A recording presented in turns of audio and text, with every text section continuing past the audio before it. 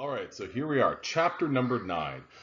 Second to last chapter, but some of the coolest stuff. This is all building upon what we've already done with Lewis structures. This is all about molecular geometry and bonding theory. Okay, so essentially what we're asking is, what does a molecule look like in 3 dimensions whenever you're thinking about the x, y, and z planes? So what does that molecule actually look like? We've looked at them in 2 dimensions. We have the Lewis structures in order to do that, but in order to give a good idea of molecular shape, what we're going to come up with is an idea of, well, where electrons are placed and where that electron density is within a molecule. Because we know one thing about electrons. They are going to push one another, well, they're going to push against one another. Okay, so bond angles. So a bond angle is the distance between electron domains, and that's what we're actually kind of concerned with. We're concerned with the angles that exist between electron domains. Sorry, those are what matter. And an electron domain, what a definition for that is, that's simply an electron dense region. And generally you can think about that as a bond or a lone pair of electrons. So something like this. I'm going to go ahead and draw CO2.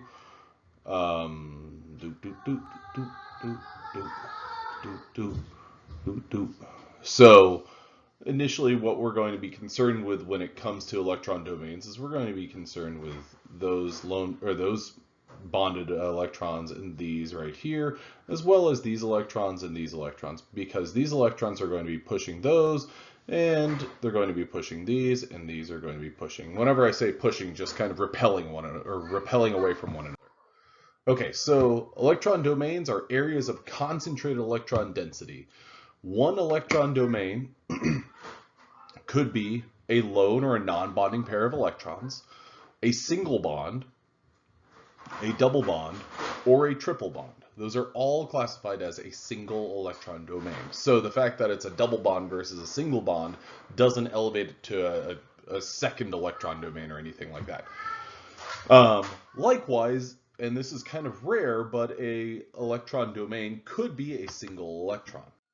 Okay, so now when we look at CO2, which we already did a second ago, where are and what are the electron domains of CO2? Each of the oxygen atoms is bound to a central carbon with a double bond.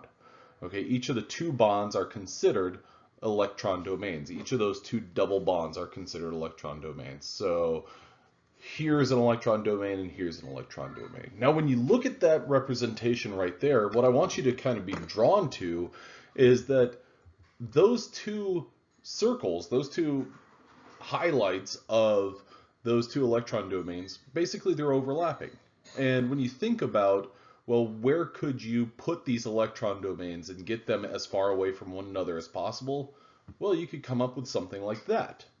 And that's kind of a simple representation just because it's kind of linear, but also what that does is it puts those 2 electron domains 180 degrees away from one another. It puts them on opposite ends of that carbon. So they are as far away from one another as possible. Now, there's kind of a development of that idea known as Vesper Theory, or valence shell electron pair repulsion theory. VSEPR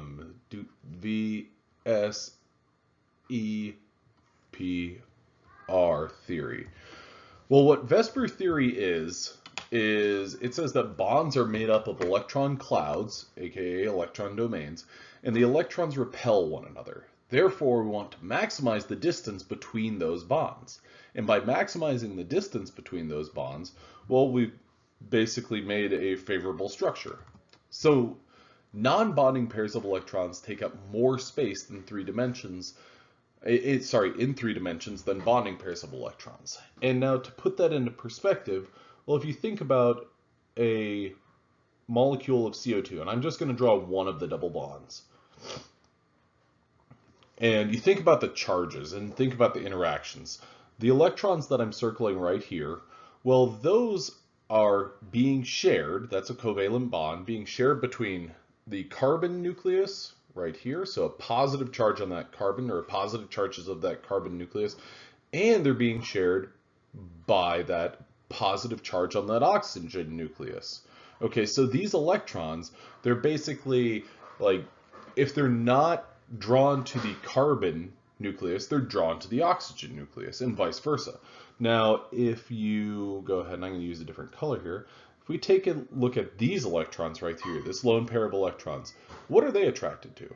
Well, they're attracted to, again, the positive nucleus of oxygen. But there's nothing else out here that's going to be kind of reining it in and attracting it. And so those electrons can kind of go wherever the heck they want, but they still sort of come back home. So that means that a non-bonding pair of electrons takes up more space because they're basically only harnessed by one nuclei. Okay, so now to develop a Vesper theory or a Vesper structure, you take a Lewis structure and you essentially kind of draw these, not ovals, but you draw these different representations to signify a lone pair of electrons or a bonding pair of electrons. Now, if you look right here, there's our lone pair of electrons. Here's another lone pair of electrons. And then we've got these bonding pairs to kind of signify what this molecule looks like. So this right here is a three-dimensional representation of H2O. On this side, where I've just drawn a star, these blue circles represent electrons that are either being shared or exist as lone pairs of electrons. All right, well, we're going to get into some examples in the next video. I hope this was helpful. Have a good afternoon.